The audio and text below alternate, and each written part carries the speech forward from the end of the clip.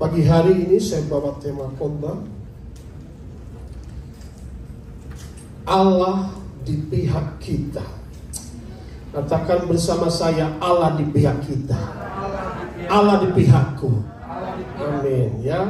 Memang ayat ini saya ambil ayat pembuka dari Roma pasal 8 ayat 31.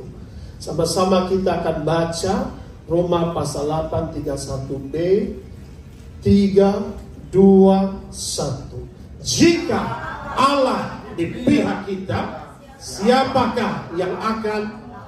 Katakan bersama saya, tidak ada. Amin. Jika Allah di pihak kita, siapa menjadi lawan kita? Tidak ada. Jadi katakan bersama saya, Allah di pihakku. Ya.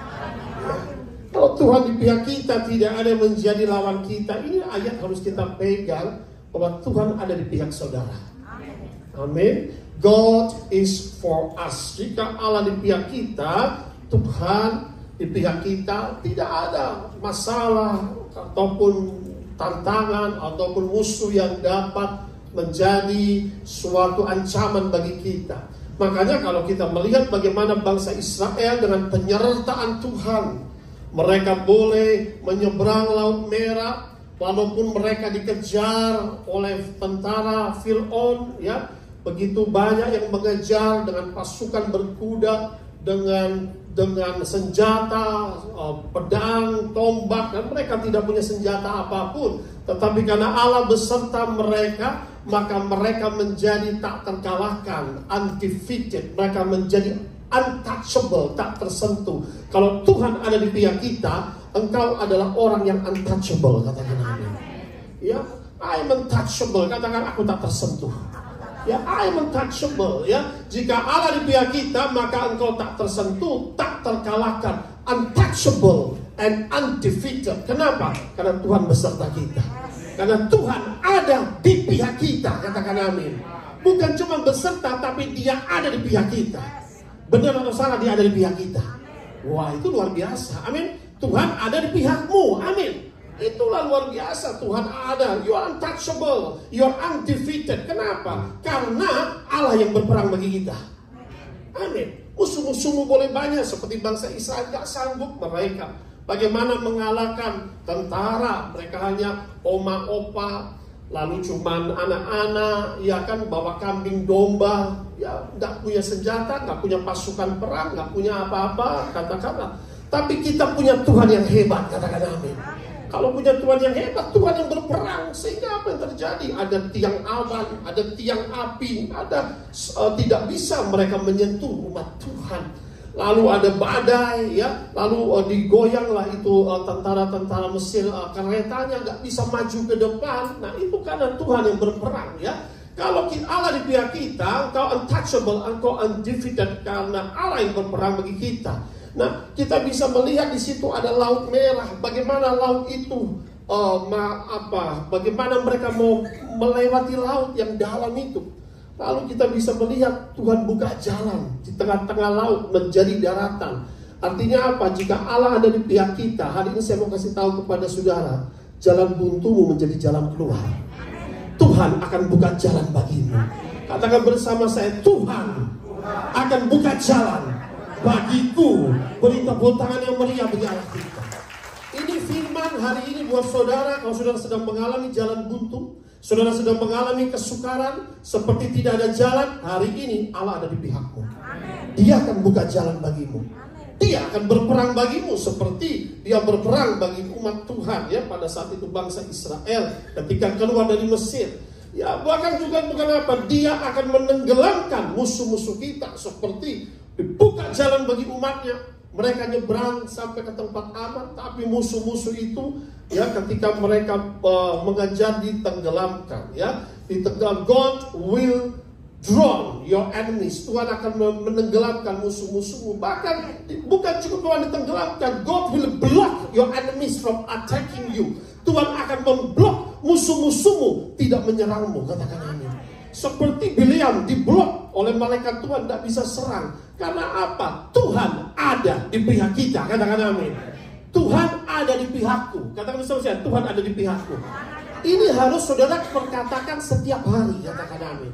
Yang ini ayat 1 ini luar biasa. Jika Allah ada di pihak kita, siapa akan melawan kita? Tidak ada.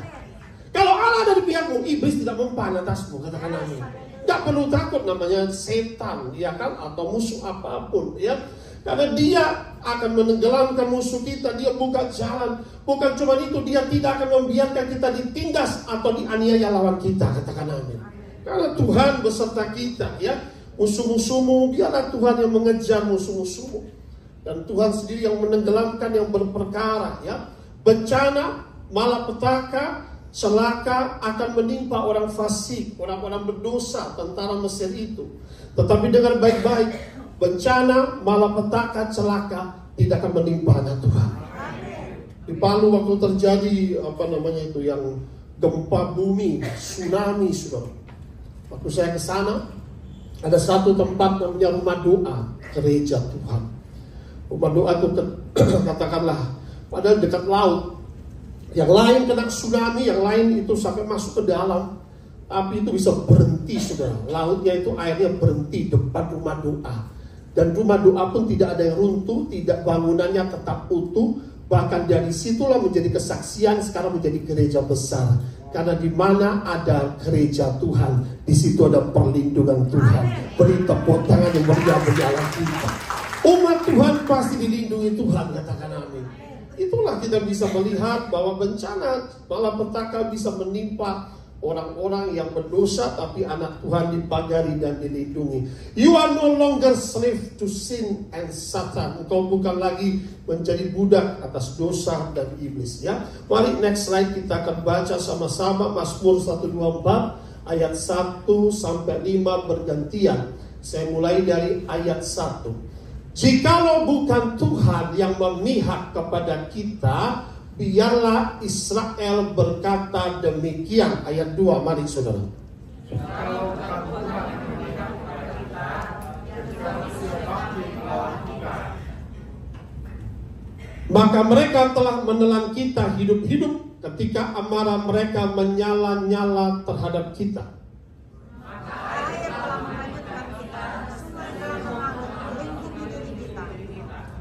Maka telah mengalir melingkupi kita, melingkupi diri kita air yang meluap-luap itu, ya. Tadi kan ayatnya jelas. Jika Allah di pihak kita, siapa menjadi lawan kita? Tidak ada. Amin. Dan disinilah ayat ini diambil sebetulnya dari Mazmur 124, saudara. Jikalau bukan Tuhan yang memihak kepada kita, maka apa yang terjadi, ya? Jikalau bukan Tuhan yang memihak kepada kita, ketika manusia bangkit melawan kita, maka mereka telah menelan kita hidup-hidup ketika amarah mereka menyala-nyala terhadap kita. Nah, ini yang poin pertama, saudara, ya. Jikalau bukan Tuhan yang memihak kepada kita, ya, maka ketika orang marah sama kita, ya, dari sini katakan, ketika dikatakan manusia bangkit melawan kita, kenapa bangkit melawan? Ketika amarah mereka menyala-nyala terhadap kita. Nah, kenapa saudara bisa terjadi amarah dari manusia lain atau teman atau sahabat, ya? Karena bisa terjadi yang pertama namanya salah paham atau misunderstanding, sehingga terjadi kawan menjadi lawan. Bahkan saudara pun bisa menjadi lawan karena misunderstanding atau berbuat salah sekalipun, ya kan? Sehingga amarah itu menyala-nyala. Kita boleh bersyukur, saudara, karena Tuhan ada di pihak kita selama ini. Berapa kali kita mengalami, katakanlah, berbuat salah atau melakukan hal yang tidak baik, atau ada misunderstanding sehingga lawan marah menyala-nyala, tetapi lawan tidak dapat menelanmu karena Tuhan ada di pihak kita. Beri tepuk tangan yang meriah bagi Allah kita. Amin, saudara. Itu saja kita harus mengucap syukur dalam hidup kita. Katakan amin. Siapa yang pernah mengalami itu? Ya, ketika amarah teman menyala-nyala, saudara salah ngomong saja, saudara salah ini, wah, dia sudah pengen memukul saudara, dia sudah pengen ini, ternyata tidak jadi karena Tuhan ada di pihakmu. Amin, saudara. Kalau ini firman boleh disingkapkan, kita boleh bersyukur kepada Tuhan. Amin. Jika bukan Tuhan yang di pihak kita, waduh, ada orang yang marah-marah. Tiba-tiba harusnya, ya, katakanlah hal yang tidak baik mungkin bisa terjadi, ditelan, kata firman Tuhan. Bisa menelan kita hidup-hidup ketika amarah mereka menyala terhadap kita. Tetapi karena Tuhan beserta kita, maka itu Mazmur 124, kita lompat ayat 8, sama-sama kita baca ayat ini. Pertolongan kita adalah dalam nama Tuhan yang menjadikan langit dan bumi. Kalau Tuhan ada di pihak kita, Dia selalu menolong kita. Katakan amin. Tuhan akan selalu menolong kita. Amin. Terhadap musuh yang marah ataupun terhadap siapapun yang amarahnya menyala-nyala, ya. Inilah yang digambarkan yang pertama, ya. Yang kedua, jika Tuhan tidak di pihak kita, maka air telah menghanyutkan kita, sungai telah mengalir melingkupi diri kita, maka telah mengalir melingkupi diri kita air yang meluap-luap itu. Sungai yang menghanyutkan, air yang meluap-luap itu bicara masalah yang berat, saudara. Masalah yang besar itu sehingga orang bisa dihanyutkan oleh masalah sehingga bisa binasa dan terhilang. Ya, kalau orang dihanyutkan oleh sungai, pertama dia terhilang. Kedua, dia bisa mati dan binasa. Ya, apalagi air meluap-luap, saudara. Itu artinya punya satu masalah yang begitu besar sehingga dia sudah, waduh, ini masalahku berat. Tapi selama ini begitu banyak masalah yang kita hadapi, tantangan demi tantangan yang kita hadapi dalam hidup kita. Sampai hari ini kita boleh bersyukur ada pertolongan Tuhan, karena Tuhan ada di pihak kita. Beri tepuk tangan yang meriah bagi Allah kita. Katakan amin. Amin, saudara. Begitu banyak masalah yang seperti meluap itu airnya, saudara. Seperti saudara itu hampir dihanyutkan, ya. Tapi saudara tidak dihanyutkan, karena pertolongan kita datangnya dari Tuhan yang menjadikan langit dan bumi, saudara, ya. Sehingga saudara tidak mengalami hilang, mati atau binasa. Artinya apa, saudara terkasih dalam Kristus? Next slide, ya. Perhatikan, orang Kristen itu seperti pujian tadi, hidup berkemenangan. Katakan bersama saya, hidupku berkemenangan. Amin.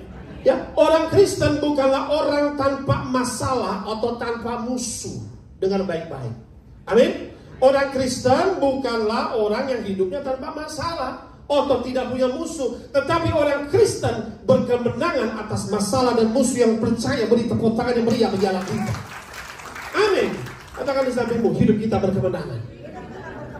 Amin. Hidup ini masalah nggak kita undang, musuh nggak kita undang. Tiba-tiba orang bisa menjadi musuh kita. Karena apa? Nanti kita belajar. Tapi percaya, hidupmu pasti berkemenangan. Amin. Coba lihat, Yudas Iskariot bisa tiba-tiba menjadi musuh dari Tuhan Yesus, mengkhianati. Tapi ya, saudara perhatikan, ya. Karena apa, saudara? Orang Kristen itu berkemenangan atas masalah dan musuh. Kenapa? Karena tangan Tuhan melindungi kita. Katakan amin. Itu pertama. Yang kedua, karena tangan Tuhan yang melepaskan kita. Katakan amin. Ada bahaya maut, ada sungai yang tadi dikatakan yang mau menghanyutkan, tangan Tuhan melepaskan kita. Ya, maka itu hidup kita berkemenangan. Yang ketiga, karena tangan Tuhan yang meluputkan kita dari bahaya itu. Katakan amin. Kalau bukan Tuhan yang meluputkan kita, sudah binasa, saudara. Kita perlu perlindungan tangan Tuhan. Dia melepaskan kita, Dia meluputkan kita, Dia juga melindungi kita. Kenapa hidup kita berkemenangan atas masalah dan musuh? Yang keempat, karena tangan Tuhan memberi keadilan bagi kita. Katakan amin. Engkau boleh mengalami ketidakadilan. Saudara, manusia kita di bumi ini banyak ketidakadilan, tapi Tuhan akan memberikan keadilan. Dia Tuhan yang adil dan benar. Amin. Dia memberi keadilan, adil seadil-adilnya. Percayalah kepada Tuhan, serahkan segala kekhawatiranmu kepada Tuhan, Ia akan memeliharamu. Ya. Yang kelima, karena tangan Tuhan menopang kita. Katakan amin. Tuhan menopang kita, Tuhan melindungi kita, Tuhan memagari kita, ya. Maka itu saudara, the good news is God will deliver you from your problem. God will release you from your problem. God will protect you from your enemies. Tuhan akan melindungi saudara dari segala musuh-musuh saudara. Inilah kabar baik dari firman itu. Maka itu Tuhan ada di pihak kita. Nah, musuh kita bukan darah dan daging. Musuh kita bukan sesama manusia, tetapi musuh kita punya musuh yang sama. Dari awal mula manusia diciptakan, musuh manusia itu ular tua itu, saudara. Ada amin. Amin. Manusia itu ditunggangi oleh roh jahat, dibuatlah roh perpecahan, dibuatlah saling bermusuhan, karena ada roh jahat yang merasuki, saudara. Ada amin. Setan itu dia masuk manusia. Makanya Tuhan berkata, Petrus, iblis masuk pada dia. Enyalah kau iblis. Masa Petrus iblis? Karena kalau perkataan itu sudah dipakai iblis, enyalah kau iblis. Nah, itulah saudara terkasih dalam Kristus, ya. Kita belajar firman Tuhan hari ini. Tetapi dalam next slide, tetapi dalam Mazmur 124 tadi saya ambil, ya. Tadi kan Tuhan di pihak kita itu semua, ya. Tuhan di pihak kita. Lompat ke ayat 6 dan 7. Terpujilah Tuhan yang tidak menyerahkan kita menjadi mangsa bagi apa?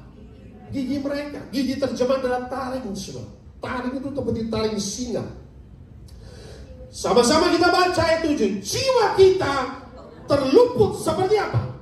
Burung dari apa? Serat penangkap burung. Serat itu telah putus. Kita pun apa? Saudara perhatikan sebuah apa ini ya, burung ini ya, biasanya dia kan kalau terbang itu kan bebas, dia bisa terbang ya kan, memang diciptakan dia ada terbang begitu saudara, dengan sayapnya begitu ya. Tapi kalau burung ini ditangkap saudara, dia di kerangkeng ya, ditutup dalam kerangkeng. Apa yang terjadi pada burung ini? Takdirnya sebagai burung itu tertutup, destininya tertutup, dia nggak bisa terbang, dia muter-muter di sini saudara. Itulah kalau orang dijerat oleh iblis, dijerat oleh dosa, hidupnya stagnasi, tidak ada kemajuan rohani. Tapi hari ini ada kabar baik, Tuhan akan meluputkanmu, katakan amin. Tuhan akan membebaskanmu, katakan amin. Hidupmu stagnasi, tidak bisa maju tidak bisa, mundur nggak bisa, karena kau dikerangkeng oleh iblis. Ini disebut dengan kematian rohani, saudara. Ya, maka itu saudara, iblis menjerat manusia dengan apa? Pertama, dosa. Dosa itu adalah jerat iblis kepada manusia, ya. Dosa telah mengikat manusia seperti rantai. Bukan cuma mengikat, dosa menular. Ketika istri Adam jatuh dalam dosa, dia juga memberi kepada Adam, menular, jatuh juga dalam dosa, ya. Nah, itulah yang terjadi. Dosa melilit, menjerat, sehingga manusia terjerat, tidak bisa bebas dengan sendirinya. Untuk membuka kerangkeng ini saudara, ketika iblis sudah mengerang kerangkeng manusia, untuk membuka kerangkeng itu hanya ada satu, juru selamat manusia, Allah menjadi manusia, namanya Tuhan Yesus Kristus. Beri tepuk tangan bagi Tuhan Yesus. Yang Allah menjadi manusia, Dia mati bagi kita, Dia kalahkan dosa itu di atas kayu salib, dan Dia berkata, sudah lunas, ku bayar semua. Dari ujung kepala sampai ujung kaki, tanganku dipaku supaya engkau boleh diberkati, kakiku dipaku supaya setiap langkahmu, tanah itu tidak terkutuk, tanah itu diberkati. Beri tepuk tangan yang meriah bagi Itulah pekerjaan iblis, menjerat manusia dengan dosa, ya. Terpujilah Tuhan yang tidak menyerahkan kita menjadi mangsa bagi gigi mereka, gigi singa-singa itu. Iblis itu seperti singa yang mengaum-ngaum hendak menelan orang yang lemah imannya, saudara. Katakan amin. Katakan di sampingmu, jangan lemah imanmu, jangan kendor, saudara. Ada amin? Iya. Jangan kasih kendor. Roh kita harus menyala-nyala. Katakan amin. Kalau sudah lemah, nah dia serang. Dia cari waktu yang tepat, mangsa bagi gigi-gigi singa itu, saudara, ya. Nah, jiwa kita terluput seperti burung dari jerat penangkap burung. Jerat itu telah putus, kita pun terluput. Manusia tidak bisa lepas tanpa juru selamat. Iblis apa? Mengunci, menutup takdir manusia. Itulah stagnasi. The destiny. Pertama yang dicuri iblis itu destiny. Pertama dia curi itu takdir. Saya mau kasih tahu, takdirmu untuk diberkati, katakan amin. Takdirmu untuk mengenal juru selamat. Takdirmu untuk beranak cucu dan diberkati. Amin. Bukan stagnasi, bukan gak beranak cucu. Takdirmu engkau mengenal Allahmu bersama anak cucumu. Takdirmu bersama Tuhan. Seperti Abraham, Ishak dan Yakub, kita akan pesta dalam kerajaan surga. Beri tepuk tangan yang meriah bagi anak kita. Iblis menghalangi manusia mengenal Yesus, mengenal juru selamat, supaya dia selamat dengan caranya hidup dalam keberdosaan, terhilang, tersesat, ya. Sehingga inilah cara iblis mengunci, menutup takdir manusia. Berada di diskotik, muter-muter tiap malam minggu di diskotik terus, habis waktunya, saudara, iya kan? Sehingga akhirnya susah datang ke gereja, sehingga mengalami stagnasi. Iblis memakai orang fasik menjerat orang benar, ya. Saya mau kasih tahu, bukankah orang benar, Pak, saya udah hidup benar, bagaimana bisa dijerat? Dia pakai orang-orang fasik menjerat orang benar. Tetapi sekali lagi, jika Tuhan beserta kita, siapa menjadi lawan kita? Tidak ada. Tuhan sanggup meluputkan, ya. Tapi lihat saudara, bahwa memang ada jerat-jerat yang iblis bisa pakai menjerat orang benar. Gigi-gigi si jahat ini coba menerkam orang benar, ya. Nah, kita akan belajar bagaimana satu tokoh dalam Alkitab yang kita lihat dalam Perjanjian Lama adalah Nabi Daniel, yang dia mengalami ketidakadilan sehingga satu kisah dia harus masuk ke dalam gua singa, yaitu dalam Next Daniel pasal 6 ayat 4-6. Pak Jimmy boleh baca di situ.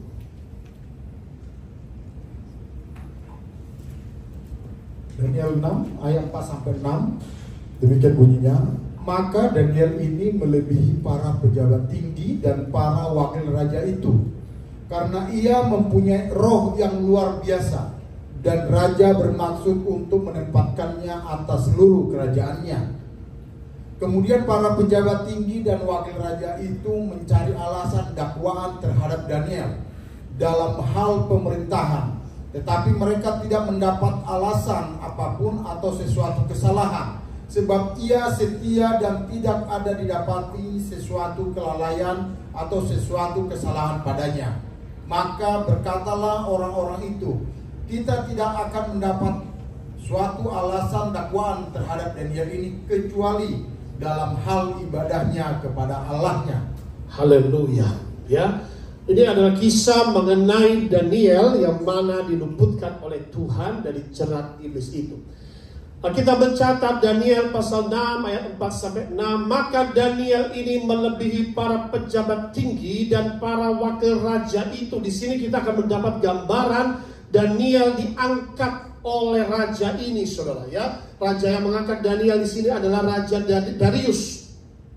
Daniel dipromosi sampai dipakai dalam 3 generasi raja. Yang pertama Nebukadnezar, lalu ganti Raja Darius. Nebukadnezar bilang ini orang penting, pakai dia. Walaupun dia bukan orang bangsa Persia atau Media, tetapi dia adalah pembuangan dari bangsa Yahudi atau orang Yehuda itu. Tapi dia sangat pintar sekali sehingga dipakai Nebukadnezar. Kedua dipakai Raja Darius, ketiga dipakai Raja Belshazzar. Nah, dalam kisah ini Daniel ini kurang lebih usianya menurut Alkitab 80 tahun. Sudah tua, saudara. Tapi sampai masa tuamu kau akan diberkati Tuhan, katakan amin.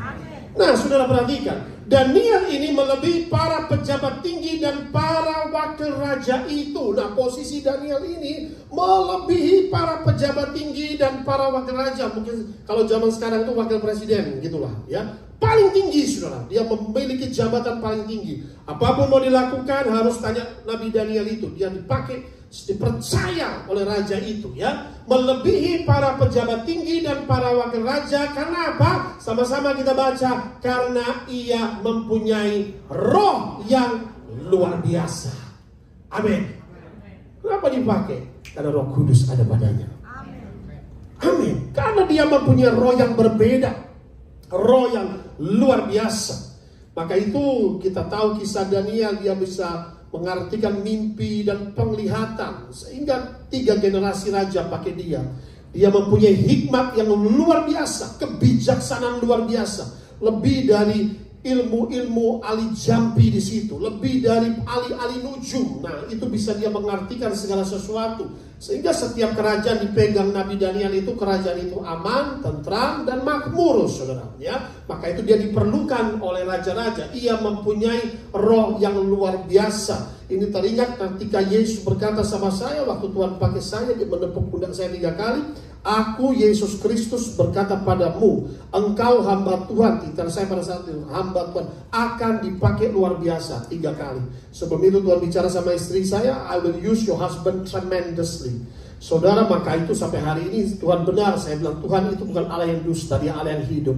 Kalau dia berjanji, dia menyertai. Semua karunia berasal dari surga, dan kemuliaan hanya bagi Tuhan kita. Beri tepuk tangan bagi Tuhan. Tanpa Tuhan kita bukan apa-apa, katakan amin. Roh yang luar biasa. Saudara harus minta roh yang luar biasa itu, katakan amin. Dikatakan excellent spirit. Nah, ya, di sini dikatakan maka itu raja bermaksud menempatkannya atas seluruh kerajaannya. Nah, dia ditempatkan seluruh kerajaannya. Lalu kita mencatat kemudian para pejabat tinggi dan wakil raja itu, ada 3 wakil raja. Semua pejabat tinggi, 3 wakil raja. Salah satunya Daniel, tapi Daniel yang tertinggi, saudara, ya. mencari alasan dakwaan terhadap dia. Nah, ya, mulai mencari alasan untuk mendakwa. Nah, namanya pendakwa itu pekerjaan setan. Alkitab mencatat dalam kitab Wahyu, the devil is an accuser. Mendakwa itu apa biasanya? Mencari kesalahan orang lain. Kalau orang itu mau benar seperti apapun, mau hidupnya baik seperti apapun, kalau ada orang pekerjaannya cari-cari kesalahan orang lain supaya bisa didakwa, itu iblis sudah merasuknya, saudara. Ada amin. Amin? Iya. Karena kita bisa melihat dipromosikan, mempunyai role luar biasa, diangkat lebih tinggi, dia mempunyai kemampuan yang hebat. Karena apa? Dicari alasan. Sehingga dikatakan para pejabat tinggi dan wakil raja itu mencari alasan dakwaan terhadap Daniel dalam hal pemerintahan. Tetapi mereka tidak mendapat alasan apapun atau suatu kesalahan. Loh, betapa baiknya. Hidupnya lurus, gak neko-neko. Sebab ia apa? Setia. Kalau kita dipanggil Tuhan harus setia, katakan amin. Setialah sahabat Tuhan, taatlah. Dan tidak ada didapati suatu kelalaian atau sesuatu kesalahan. Lurus jalannya, menjalankan pemerintahan dengan baik. Ada dia katakanlah macam-macam atau katakanlah sehingga ada dapat kesalahan dari Nabi Daniel ini. Maka berkatalah orang-orang itu, wah kalau kita bagaimana mencari celah supaya dia ini bisa dipersalahkan. Kita tidak akan mendapat suatu alasan dakwaan terhadap Daniel ini, kecuali dalam hal ibadahnya kepada Allahnya. Kita tahu mereka buat suatu, katakanlah ya, mendakwa itu apa? Untuk menghakimi, untuk menghujat, untuk katakanlah menjatuhkan, tujuannya itu mencari-cari kesalahan supaya bisa menjatuhkan dan menghujat, ya. Sehingga Daniel ini karena orang asing lalu beribadah setia kepada Tuhan, mereka pintar sekali, mereka sepakat, mereka datang kepada raja. Raja, kita bikin suatu peraturan yang baru, 30 hari saja. Peraturannya enggak selamanya kok, 30 hari. Peraturan apa? Raja ini kan raja, harus ditakuti, harus disembah, harus diagungkan. Wah, rajanya senang. Iya, betul. Nah, setuju raja, setuju. Nah, kita bikin 1 bulan saja. Kalau ada orang beribadah kepada dewa atau kepada Allah siapapun selain raja yang diagungkan ini, maka orang itu akan dilempar ke gua singa. Oh, raja bilang, oh, setuju. Tanda tangan dan pernyataan tidak bisa diubah sekalipun oleh raja. Kasih meterai raja, kasih cincin raja, selesai saudara, ya. Nah inilah. Nah saya mau tanya kepada saudara, kita bisa melihat para pejabat tinggi, wakil raja melihat Daniel diangkat melebihi mereka, sehingga mereka mencari alasan untuk mendakwa, cari-cari kesalahan Daniel. Coba dari sini kita bisa cari apa sih yang ada dalam hati mereka sehingga mereka mau mendakwa Daniel. Saya mau tanya. Iri hati. Betul sekali. Next, kita lihat. Iri hati. Ayub pasal 5 ayat 2. Tadi baca di situ. Ayub pasal 5 ayat 2. Ayub pasal 5 ayat 2. Sesungguhnya orang bodoh dibunuh oleh sakit hati, dan orang bebal dimatikan oleh iri hati. Yes, ya.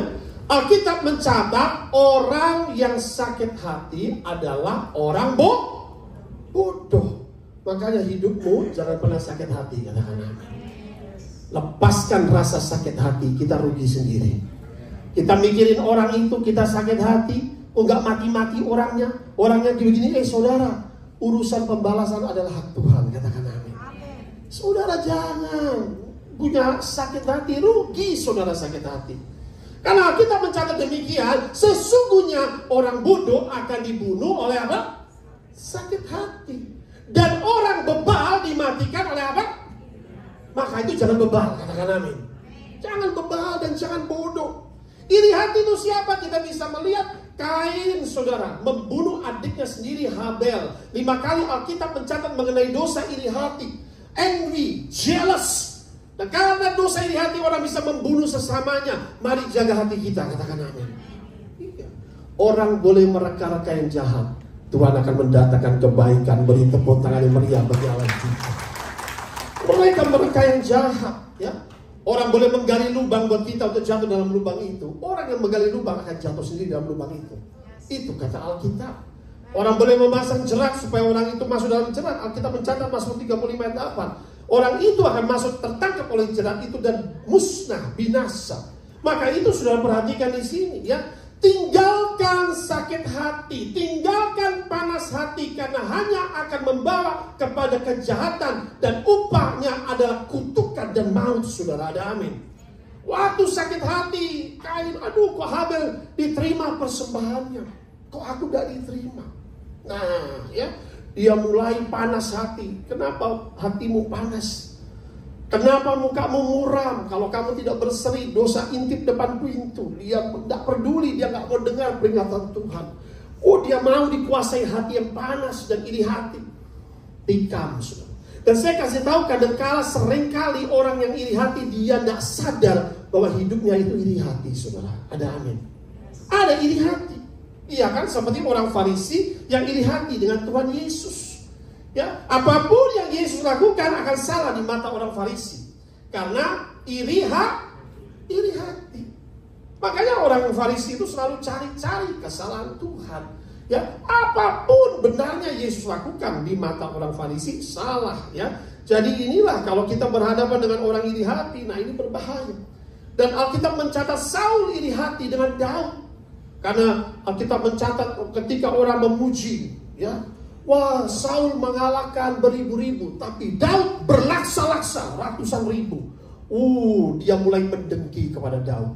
Alkitab mencatat sejak hari itu Roh Kudus undur dari Saul dan roh jahat merasukinya, menganiaya hidupnya. Jangan pernah iri hati, itu membuka pintu pada setan, saudara. Ada amin. Kalau orang lain dipakai lebih hebat dari kita, lebih sukses dari kita, jangan pernah iri hati. Amin, saudara. Kita semua punya porsinya masing-masing. Ada amin. Ini saudara harus peringatkan. Tinggalkan iri hati, karena akan menusuk hati kita dan menyebabkan pendarahan hati, membuat kita tidak tenang, dendam dan perbuatan jahat. Maka itu Yakobus pasal 3 ayat 16. Yuk baca Ibu Sarah. Yakobus pasal 3 ayat 16. Apa kata Alkitab mengenai iri hati? Yakobus pasal 3 ayat 16, sebab di mana ada iri hati dan mementingkan diri sendiri, di situ ada kekacauan dan segala macam perbuatan jahat. Sama-sama kita akan baca mengenai dosa iri hati. Apa kata Alkitab? Sebab di mana ada apa? Iri hati dan apa? Mementingkan diri sendiri, di situ ada apa? Kekacauan dan segala macam perbuatan apa? Jahat. Orang kalau iri hati, perbuatan jahat itu pasti dia lakukan, saudara. Ada amin. Karena ngintip depan pintu. Iri hati itu namanya iblisnya Leviathan, saudara. Gak tanggung-tanggung, Marine Kingdom Spirit. Jangan buka hatimu untuk iri hati, katakan amin. Orang lain lebih sukses, puji Tuhan. Amin. Kita bersyukur. Orang lain dipakai karunia lebih hebat, puji Tuhan. Jangan iri hati, katakan amin. Porsinya masing-masing. Karena ada orang diberikan karunia memberi, ada orang karunia pelepasan, ada orang karunia kesembuhan. Semuanya untuk memuliakan Tuhan. Beri tepuk tangan yang meriah bagi Allah kita. Semuanya dipakai porsi masing-masing, saudara, katakan amin. Jangan kita punya iri hati, ya. Orang iri hati karena ingin menjadi lebih dari yang lain dan menjadi pusat perhatian. Makanya biasanya mementingkan diri sendiri. Hanya gua yang benar, orang lain salah. Itu iri hati biasanya.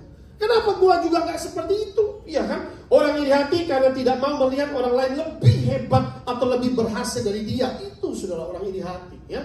Nah, baik, kita akan pelajari kisah dari Daniel ini. Next slide kembali. Daniel pasal 6 ayat 11. Ya, Kevin baca di situ. Daniel pasal 6 ayat 11. Ini kunci kemenangan dari Daniel. Daniel 6 ayat yang ke-11. Demikian, demi didengar Daniel bahwa surat perintah itu telah dibuat, pergilah ia ke rumahnya. Dalam kamar atasnya ada tingkap-tingkap yang terbuka ke arah Yerusalem. 3 kali sehari ia berlutut, berdoa, serta memuji Allahnya seperti yang biasa dilakukannya. Haleluya. Demi didengar Daniel bahwa surat perintah itu sudah keluar, telah dibuat, pergilah ke rumahnya.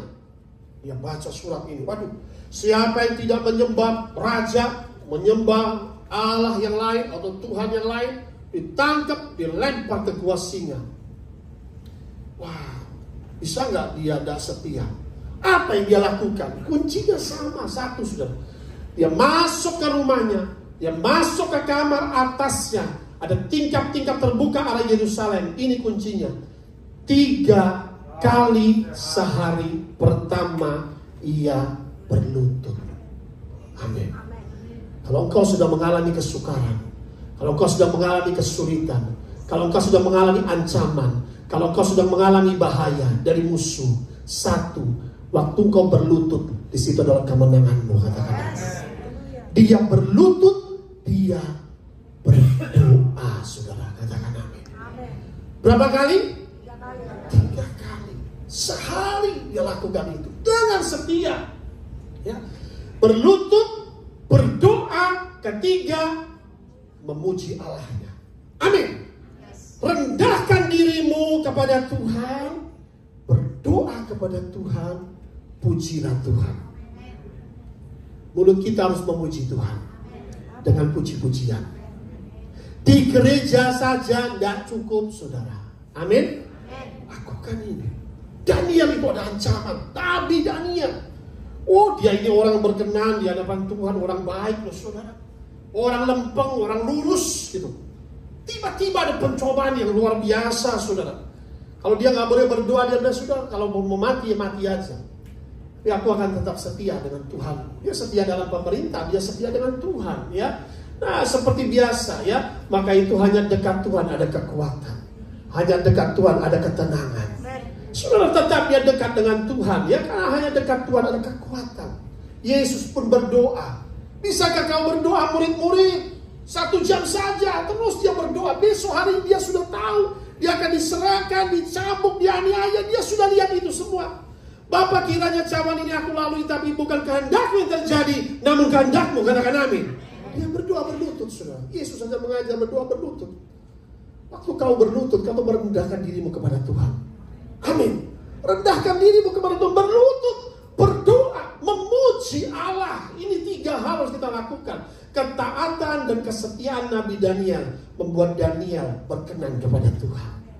Jangan cari perkenanan manusia, carilah perkenanan Allah. Mungkin orang yang lain sudah tidak berani berdoa, tidak berani memuji Tuhan, karena kalau nggak ditangkap lempar gua singa. Karena semuanya nggak ada, cuma satu yang setia, cuma Daniel, saudara. Demikian nanti akan tersaring, saudara, akhir zaman.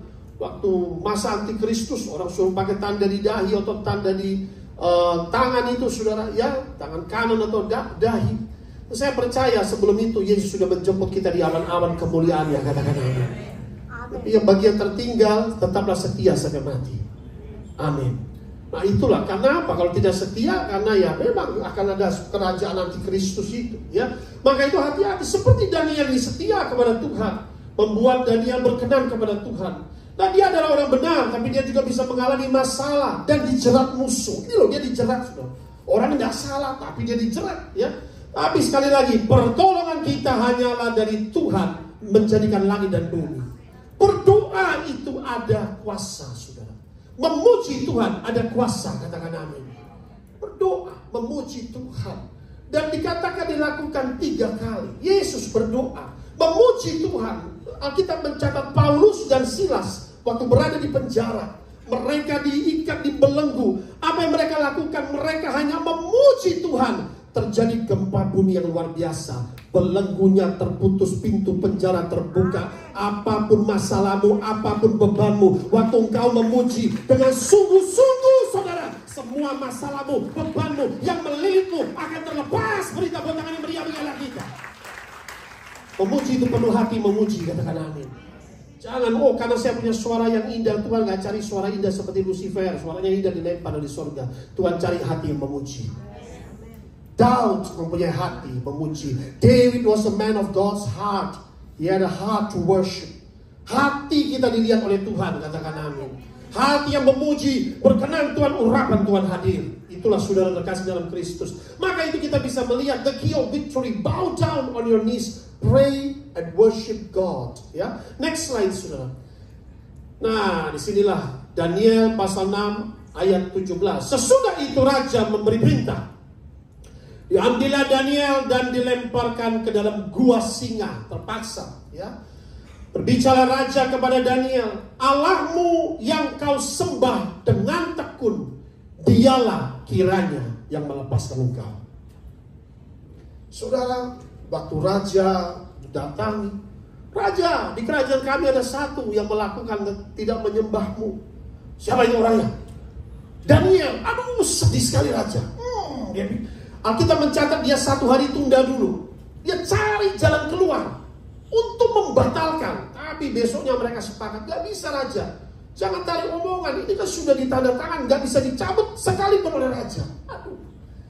Saudara, kadang raja pun terjerat dengan orang-orang fasik ini, sehingga terpaksa dia sudah buat, dia gak tahu bahwa ini adalah jerat bagi Daniel.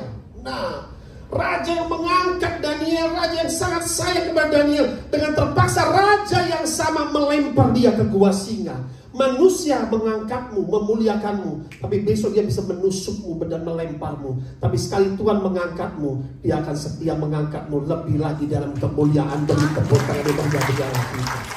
Jangan cari perkenanan manusia, katakan amin. Jangan cari pujian dari manusia. Manusia memuji, besok dia juga di belakang dia bisa ngocehin kau. Itu manusia, saudara. Ya, maka itu manusia mengangkat dapat menikam dan merendahkan seperti Yudas. Tapi apabila Tuhan berkenan terhadap seorang, maka ia akan mengangkat, melindungi dan memuliakannya, katakan amin. Dia lindungi Daniel, dia memuliakan kembali, saudara. Ini lempar ke gua singa. Alkitab mencatat, saudara, bukan 1 singa, 7 singa. Sengaja dan dikasih makan. Seminggu tidak makan, lapar singa ini, saudara. Wah, masuklah manusia ini, Daniel, kan ini daging yang katakanlah bisa dimakan bagi mereka, diremukkan bagi mangsa bagi gigi mereka.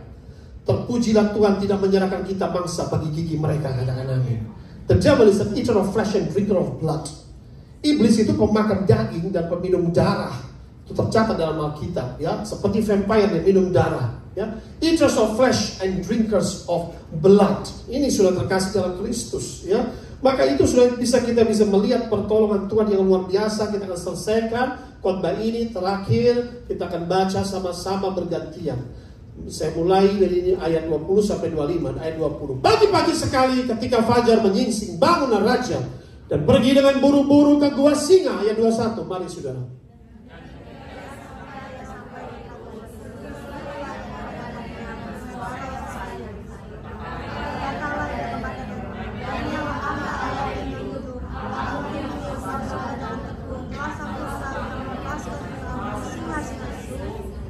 Lalu kata Daniel kepada raja, ya raja, kekallah hidupmu. Ayat 23.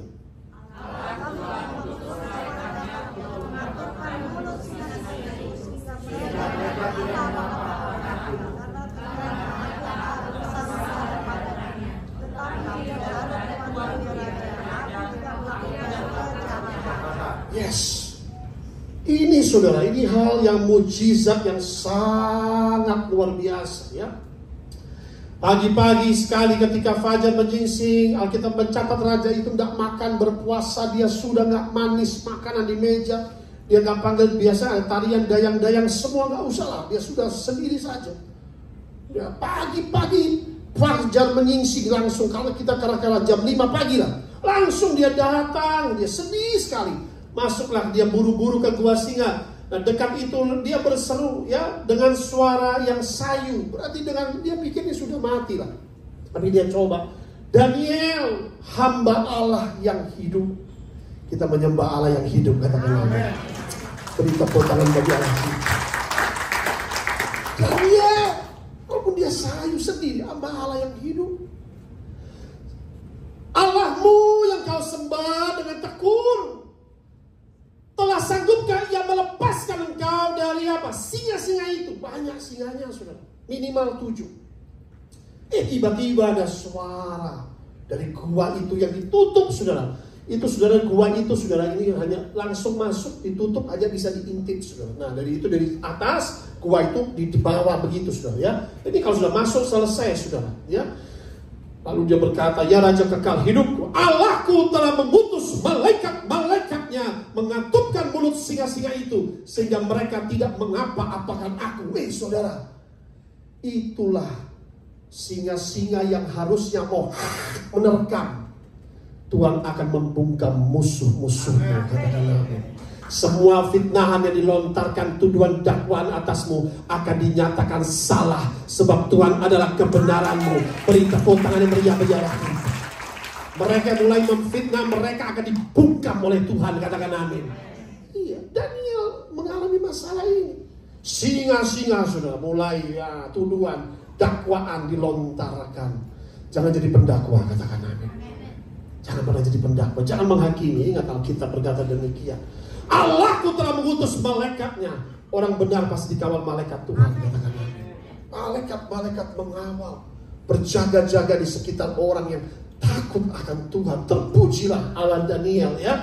Sehingga ternyata aku tidak bersalah di hadapan Tuhan, tapi juga terhadap Tuanku ya Raja, aku tidak melakukan kejahatan. Sangat luar biasa kita tahu kisah ini ketika masuklah musuh-musuhnya itu diterkam ya. Next slide. Nah inilah yang disebut dengan backfire, saudara. Ayat 6, 24-25. Lalu sangat sukacitalah raja, ia memberi perintah supaya Daniel ditarik dari dalam gua singa itu. Maka ditariklah Daniel dari dalam gua singa itu dan tidak terdapat luka apa-apa padanya, karena ia percaya kepada Allahnya. Beri tepuk tangan yang meriah. No scratch. Bahkan kuku singa pun tidak bisa melukai Daniel. Katakan amin. Nah, iblis tahu siapa harus diterkam, siapa yang tidak harus diterkam. Katakan amin. Ada Roh Kudus, saudara. Perhatikan, bisa membedakan. Ya, raja memberi perintah, lalu diambillah orang-orang yang telah menuduh Daniel dan mereka dilemparkan ke dalam gua singa, baik mereka maupun anak-anak dan istri mereka. Belum lagi mereka sampai ke dasar gua itu, singa-singa itu telah menerkam mereka, bahkan meremukkan tulang-tulang mereka. Inilah backfire. Mazmur 54 ayat 7. Biarlah kejahatan itu berbalik kepada seteru-seteruku, binasakanlah mereka karena kesetiaanmu. Katakan amin. Ketika Tuhan berperang bagi kita, ketika Tuhan ada di pihak kita, siapa menjadi lawan kita? Tidak ada. Beri tepuk tangan yang meriah bagi Allah kita. Kita akan selesaikan kesimpulan khotbah. Pertama, Allah di pihak kita, Dia menolong kita. Katakan amin. Allah di pihak kita, Dia melindungi kita dari ancaman dan bahaya musuh dan masalah. Allah di pihak kita, Dia berperang bagi kita, bagi musuh-musuh kita. Allah di pihak kita, Dia menyelamatkan kita dari gigi-gigi musuh kita. Allah di pihak kita, Dia membungkam musuh-musuh kita. Yang terakhir, Allah di pihak kita, Dia menyertai kita, membela kita, dan memuliakan kita kembali. Dari tepuk tangan yang meriah. Haleluya. Terima kasih Tuhanmu, meteraikan firman-Mu. Haleluya.